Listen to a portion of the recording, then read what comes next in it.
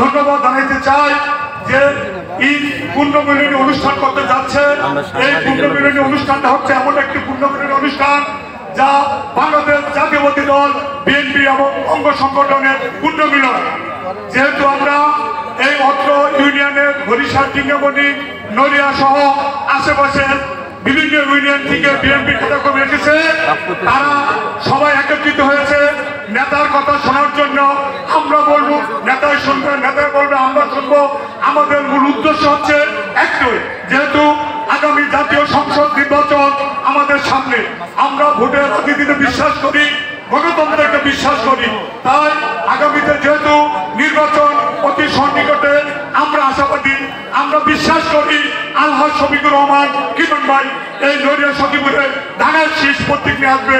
আমরা তাকে ধানের শীষ ভোট দিয়ে বিজয়ী করবো, নড়িয়া সখীপুরে উন্নয়ন করবো।